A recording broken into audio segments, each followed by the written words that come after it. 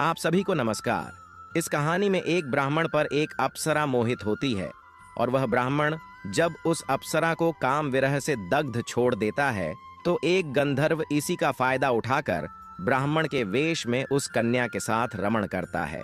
इसी संसर्ग के परिणाम स्वरूप स्वरोचिष का जन्म हुआ, जिनके नाम पर एक मनवंतर का नाम स्वरोचिष मनवंतर पड़ा है। यह कहानी श्री मार्कंडेय पुराण में वर्णित है, अतः आप इस कहानी को अंत तक अवश्य ही सुनिएगा। तो आइए इस रोचक कहानी को प्रारंभ करते हैं। बहुत समय पहले की बात है। वरुणा नदी के तट पर अरुणापद नामक नगर में अश्विनी कुमारों के समान सुंदर एक ब्राह्मण रहता था। वह बनाए रूपवान था और शील तथा नित्य कर्म में भी निरत रहता था। उसने कभी भी अपने धर्म का त्याग नहीं किया था और हमेशा ही उसने अग्नियों का पूजन किया था। उस ब्राह्मण ने अतिथि सेवा का भी व्रत ले रखा था और उसके दरवाजे से कोई भी अतिथि खाली हाथ नहीं लौटता था।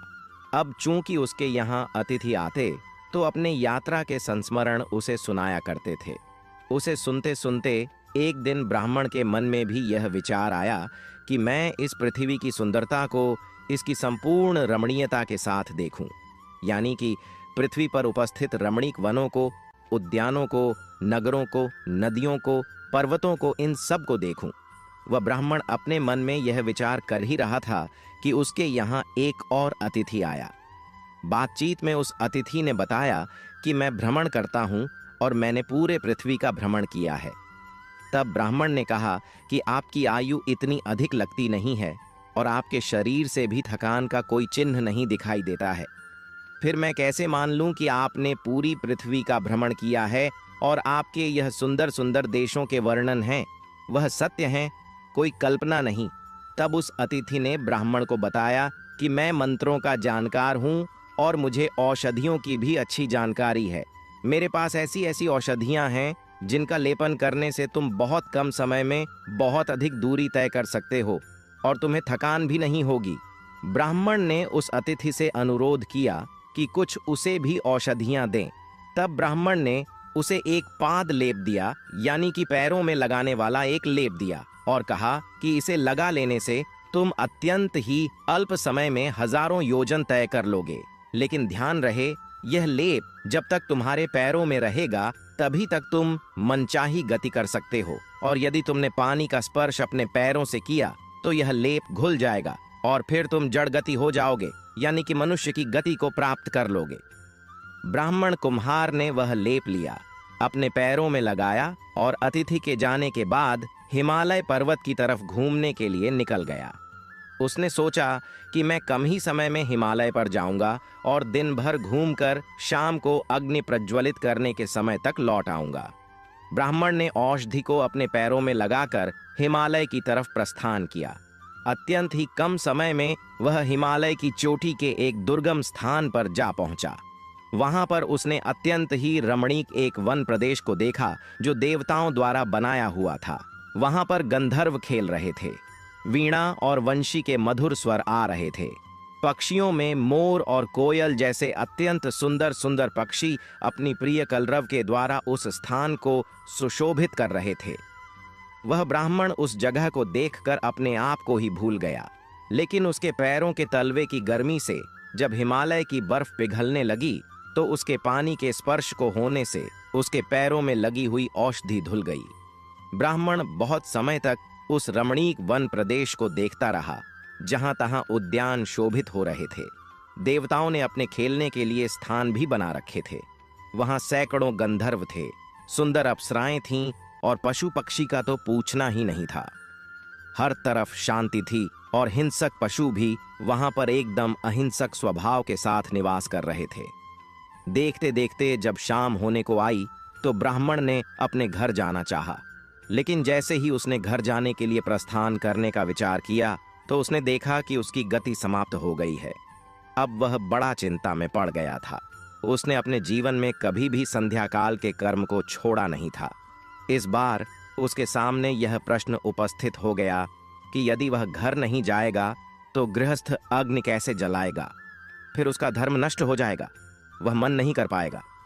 इतना सोचने के बाद उसने सोचा कि यह दिव्य प्रदेश है, अगर मैं आसपास खोजूं तो कोई ध्यानी, कोई योगी मुझे मिल जाएगा जो मुझे घर जाने में सहायता करेगा। यही सोचकर वह उस रमणीक स्थान पर इधर उधर घूमने लगा। इतने में एक वरूथिनी नामक अप्सरा ने उसे देखा।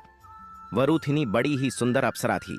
जब उसने ब्राह्मण को देखा तो उसकी कांति और उसकी शोभा से वह आसक्त हो गई और उसके मन में कामदेव का प्रभाव जगने लगा। वह अपने आप को और सुंदर बनाकर ब्राह्मण के सामने आई और ब्राह्मण से बोली कि हे सुंदर युवक, तुम कौन हो? तुम देवता नहीं हो, गंधर्व नहीं हो, यक्ष नहीं हो, तुम अवश्य ही मनुष्य दिखाई देते हो। तुम यहाँ किस प्रकार पहुंचे और तुम बड़े ही चिंतित होकर इधर उधर भ्रमण कर रहे हो, इसका कारण क्या है? तब ब्राह्मण ने कहा, हे सुंदरी, मैं एक ब्राह्मण हूं। मैं वरुणा नदी के तट पर स्थित अरुणा नगर से आया हूं। मुझे एक अतिथि ने पैरों में लगाने के लिए औषधि दिया था, जिसके प्रभाव से मैं यहां तक पहुंचा, लेकिन बर्फ के स्पर्श से वह औषधि धुल गई है और मैं अब घर जाने के लिए चिंतित हूं। यदि मैं घर नहीं गया तो मेरा धर्म नष्ट हो जाएगा। अगर तुम मुझे घर पहुंचा सको तो तुम्हारी बड़ी कृपा होगी, क्योंकि तुम्हारी कांति दैवीय है। तब कामदेव के बाण से विधि हुई। उस अप्सरा ने ब्राह्मण से कहा कि तुम घर क्यों जाना चाहते हो? मैं तुम पर आसक्त हूं, तो मेरे साथ इस सुंदर प्रदेश में रमण करो। तुम्हें घर जाकर क्या मिलेगा? यहां पर स्वर्ग से भी अधिक सुंदर स्थान है। यहां पर तुम्हें हर प्रकार के सुख और हर प्रकार के भोग मिलते रहेंगे। तुम्हें चिंता करने की कोई आवश्यकता नहीं है। अगर तुम मेरे साथ रमण करोगे तो शीघ्र ही अपने बंधु बांधवों को भी भूल जाओगे और यहाँ सुखपूर्वक निवास करोगे। यहाँ पर तुम्हें जरा और मृत्यु, बुढ़ापा आदि चीज भी नहीं व्याप्त होंगे। फिर तुम सुख से यहाँ क्यों नहीं रहते हो? ब्राह्मण ने उस अप्सरा को समझाते हुए कहा कि हे सुंदरी, मैं ब्राह्मण हूं। ब्राह्मणों के लिए भोग विलास नहीं बना है। मुझे इस सुंदर जगह को देखने की लालसा थी, लेकिन मैं यहां बस नहीं सकता हूं। यह मेरा धर्म नहीं है। मेरा धर्म तो संध्या कर्म करना है, नित्य कर्म करना है। मैं यदि घर नहीं गया तो गृहस्थ अग्नि नहीं चला पाऊंगा, जिसके कारण मेरा धर्म नष्ट हो जाएगा। अतः तुम मुझे यहां रुकने के लिए न कहो। यदि तुम वास्तव में मुझसे प्रेम करती हो तो मुझे यथाशीघ्र मेरे घर पहुंचा दो। तो वरूथिनी ने कहा कि तुम क्यों जिद पर अड़े हुए हो? तुम घर जाकर क्या करोगे? तुम यहाँ मेरे साथ भोग विलास करो, रमण करो। घर जाकर तुम्हें कुछ नहीं मिलने वाला है। ब्राह्मण ने फिर अनुरोध किया कि मैं तुम्हारे साथ किसी भी तरह से विलास नहीं कर सकता हूँ। मेरे गुरु ने कहा है कि पराई स्त्री की तरफ कभी भी गलत निगाह से मत देखना। मैं अपनी स्त्री के अलावा किसी से भी रमण करने की स्थिति में नहीं हूँ, इसलिए तुम मुझ पर कृपा करके मुझे घर जाने दो। तब वरूथिनी नामक अप्सरा, जो कि कामदेव के प्रभाव से अशक्त हो रही थी, उसने ब्राह्मण से अनुनय विनय करने के साथ कहा कि आत्मा के 8 गतियों में से एक दया भी है। अगर तुम मुझ पर दया दिखाते हुए मेरे साथ रमण नहीं करते हो तो मैं तुरंत ही मृत्यु के मुंह में चली जाऊंगी, फिर तुम्हें पाप लगेगा। ब्राह्मण अब तक उस अप्सरा के व्यवहार से रुष्ट हो चुका था। उसने खिन्न होकर कहा कि तुम गजब स्त्री हो, तुम्हारे अंदर धैर्य नहीं है। तुम पर पुरुष को प्राप्त करना चाहती हो। तुम नहीं जानते कि यह पाप है। मैं तुम्हारे साथ रमण नहीं कर सकता। अप्सरा ने कहा कि मैं अप्सरा हूं, मैं इच्छानुसार किसी भी पुरुष से रमण कर सकती हूं। विधाता के यहां मेरे लिए इस कृत्य का कोई पाप नहीं है। तब ब्राह्मण ने कहा, लेकिन ब्राह्मण होने के नाते मुझे यह कृत्य वर्जित है, इसलिए मैं तुम्हारी इच्छा की पूर्ति नहीं कर सकता हूं। अब तुम मुझे घर भेजने का प्रयास करो। वरूथिनी किसी भी प्रकार उसे घर भेजने को राजी नहीं हो रही थी। वह उससे अनुनय विनय करती जा रही थी, उस पर अपने साथ संभोग करने का दबाव बढ़ाती जा रही थी। तब ब्राह्मण ने अत्यंत ही क्रोधित होकर अग्नि का आह्वान किया और कहा कि यदि मैं अपने कर्म से कभी भी च्युत नहीं हुआ हूं, मैंने हमेशा ही वेद वेदांगों के विधि के अनुसार अपने जीवन को जिया है। मैंने हमेशा अग्नि की पूजा की है और अपने धर्म में स्थित रहा हूं। तो हे अग्नि देवता, आप मुझ में प्रतिष्ठित होइए और मुझे सूर्यास्त से पहले घर पहुंचा दीजिए। ब्राह्मण के इस प्रकार संकल्प करने से तत्काल ही अग्निदेव प्रकट हुए और उसके शरीर में कांति के रूप में उपस्थित होकर वह ब्राह्मण अग्नि से शोभित हुआ। इस तरह से लगने लगा जैसे वह देवताओं का भी देवता हो। उसके इस अपूर्व सौंदर्य को देखकर वरूथिनी उसमें और आसक्त हो गई। लेकिन अब वह ब्राह्मण रुक नहीं सकता था। अग्निदेव के प्रभाव ने उसे तत्काल ही उसके घर पहुंचा दिया। दोस्तों, अगर आपको हमारी कहानियां पसंद आती हैं तो इस वीडियो को लाइक करके हमारे चैनल को सब्सक्राइब अवश्य कीजिएगा। इसमें आपका तो 2 से 3 सेकंड का समय लगेगा, लेकिन हमारा चैनल इससे जीवंत बना रहेगा और सनातन के लिए किया गया हमारा प्रयास अधिक लोगों तक पहुंच सकेगा। तो हम आपसे इतनी अपेक्षा तो कर ही सकते हैं। अब आइए कहानी पर वापस लौटते हैं। इधर ब्राह्मण तो अपने घर आ गया, उधर वरूथिनी अपने मन में उसके रूप को याद करते हुए विरह दग्ध होकर विहार करने लगी। उसे न तो भोजन अच्छा लग रहा था, न ही वह रमणीक वन प्रदेश उसके मन को लुभा रहा था। इतने में सायंकाल हो गया। रात होने पर भी जब वह अप्सरा लंबी लंबी सांस लेते हुए विहार कर रही थी तो कली नामक एक गंधर्व ने उसे देखा। कली ने पहले ही वरूथिनी अप्सरा को प्रेम प्रस्ताव दिया था, लेकिन वरूथिनी ने उसके प्रेम प्रस्ताव को अस्वीकार करके उसका अपमान भी किया था। कली ने सोचा कि यह इस तरह विरह दग्ध क्यों है, तो उसको 1-2 चीजें दिमाग में आई कि या तो इसे किसी मुनि ने शाप दिया है अथवा यह किसी के प्रेम में दग्ध हो रही है। तब उसने ध्यान किया और ध्यान कर कर पूरी बात का पता लगाया। जब उसने देखा कि यह एक ब्राह्मण मनुष्य के प्रेम से बंधी हुई है, तो उसने तत्काल ही अपने मन में विचार किया कि यह मेरे लिए उपयुक्त अवसर है। ऐसा सोचकर उसने ब्राह्मण का स्वरूप धारण किया और वरूथिनी अप्सरा के आसपास विहार करने लगा। जब उस अप्सरा ने उस ब्राह्मण को देखा तो वह अत्यंत प्रसन्न हुई और दौड़ते हुए उसके पास आई और कहा कि तुम अगर अब भी मेरा अंगीकरण नहीं करते हो तो मैं निश्चित रूप से अपने शरीर का त्याग कर दूंगी। ये तुम झूठ मत समझो, मैं सत्य कह रही हूं। ब्राह्मण बना हुआ वह कल यही तो चाहता था, लेकिन उसने पहले विरोध किया और कहा कि तुम तो यह चाहती हो, लेकिन मैं नहीं चाहता। लेकिन अगर तुम मेरी बात को मानो तो मैं तुम्हारे साथ रमण करूंगा, संभोग करूंगा। तब अप्सरा ने कहा कि क्या चाहते हो बोलो, तुम जो कहोगे मैं वही करूंगी। तब ब्राह्मण बना हुआ वह कली बोला कि तुम संभोग के समय अपनी आंखें बंद रखोगी, तब मैं तुम्हारे साथ विहार करूंगा। ऐसा उसने इसलिए बोला क्योंकि संभोग करते समय वह ब्राह्मण के शरीर में नहीं रहना चाहता था।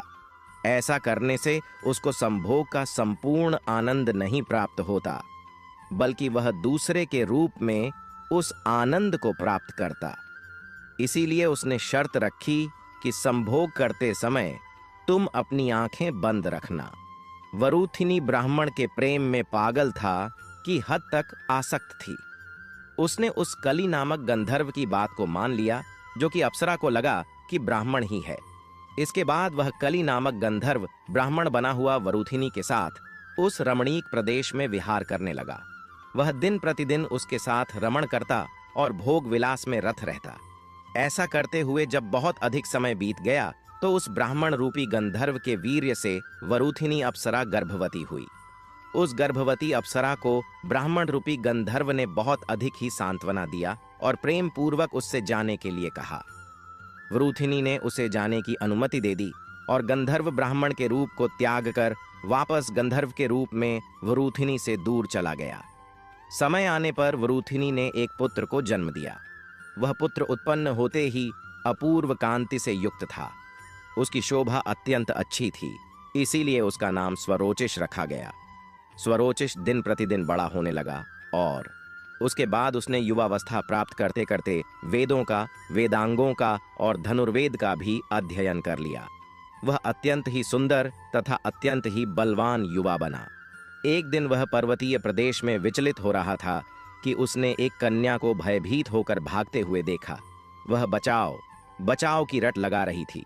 उसको देखकर वह बोला कि हे कन्या, तुम किस भय से आंखें बंद करके भागी जा रही हो? तुम डरो मत, मुझसे यह बात बताओ। तब उस स्वरोचिष के इस प्रकार पूछने पर उसने श्वास लेते हुए अस्पष्ट अक्षरों में कहा, मैं इंदीवर आकाश नाम के विद्याधर की बेटी मनोरमा हूँ और मेरी माँ मरु धनवा की बेटी है। मेरी विभावरी नामक सखी मंदार विद्याधर की पुत्री है और दूसरी कलावती बार मुनि की कन्या है। उन दोनों के साथ उत्तम कैलाश तट पर घूमते हुए वहां मैंने एक मुनि को देखा जिनकी आकृति तपस्या से अति क्षीण और निस्तेज हो गई थी। तथा जिनका कंठ भूख प्यास से सूखा हुआ और आंखें गड्ढे में घुसी हुई थीं। उनको देखकर मुझे हंसी आ गई, जिससे उन्होंने क्रोधित होकर अपने कृशकाय शरीर से कांपते हुए और होठों को हिलाते हुए शाप दिया, हे दुष्ट, जो कि तुम मुझे देखकर हंसी है, इसलिए बहुत शीघ्र तुझको एक राक्षस पकड़ लेगा। मुझे शाप देने पर मेरी सखियों ने मुनि की निंदा की और कहा कि तुम्हारे मुनि तत्व को धिक्कार है, तुम में क्षमा नहीं है, तुमने वृथा ही तप किया। मालूम होता है कि तुम क्रोध से ही क्षीण हो रहे हो, तप से नहीं। क्षमावान होना ही मुनियों का और तपस्वियों का स्वभाव है। क्रोध का नियंत्रण करना ही तप है। यह सुनकर उस अमित तेजस्वी मुनि ने उन दोनों को शाप दिया कि एक को कुष्ठ और दूसरी को क्षय रोग हो जाए।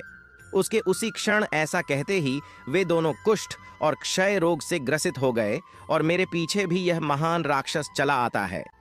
क्या आप उसके गर्जना की आवाज को नहीं सुनते हैं? आज 3 दिन से यह मेरा पीछा नहीं छोड़ता है। उसके बाद उस कन्या ने एक अत्यंत ही भेद भरी बात स्वरोचिष को बताई। उसने कहा, मेरे पास संपूर्ण अस्त्रों का हृदय मौजूद है। हे महामती, इसको मैं आपको देती हूं। आप इसकी सहायता से इस राक्षस से मेरी रक्षा करें। इस हृदय को सबसे पहले पिनाकधारी स्वयं महादेव जी ने स्वयंभू मनु को दिया था। स्वयंभू मनु ने इसे वशिष्ठ जी को दिया और वशिष्ठ जी ने यह मेरे नाना छित्रा युद्ध को दिया, जिससे कि मेरी माता के विवाह समय मेरे पिता ने ले लिया था। हे वीर, मेरे पिता ने इसको मुझे बाल्यावस्था में ही दे दिया है। यह संपूर्ण अस्त्रों का हृदय शत्रुओं का नाश करने वाला है, इसलिए इसको जो संपूर्ण अस्त्रों का काम देता है आप ग्रहण कीजिए और ब्राह्मण के शाप के कारण आए हुए इस दुष्ट को मार डालिए। यह कहकर उस कन्या ने अपने हाथ में जल लेकर संकल्प के द्वारा अस्त्रों के हृदय को उसके रहस्य के साथ ही स्वरोचिष को दे दिया। इसी अवसर में वह भीषण आकार वाला राक्षस घोर गर्जना करता हुआ वहां पर आया और इस प्रकार से कहने लगा कि हे कन्या, तुझे कोई नहीं बचा सकता है। उसने स्वर रोच की तरफ देखकर बोला कि इस पूरे पृथ्वी पर मुझसे तुम्हारी रक्षा कोई नहीं करेगा। ऐसा कहकर वह राक्षस कन्या को पकड़ने के लिए उसकी तरफ बढ़ा और वह कन्या को खा जाना चाहता था। स्वरोचिष ने सोचा कि यदि यह राक्षस इस कन्या को पकड़ ले तो मुनि का शाप निष्फल नहीं होगा और उसके बाद मैं इसका संहार कर दूंगा। तब उस राक्षस ने मनोरमा नामक उस कन्या को पकड़ लिया और वह सुंदरी करुणापूर्वक विलाप करने लगी कि मुझे बचाइए, मुझे बचाइए। यह सुनकर स्वर रोच ने क्रुद्ध होकर उस भीषण चंद्रास्त को शीघ्र ही उस राक्षस की ओर चला दिया।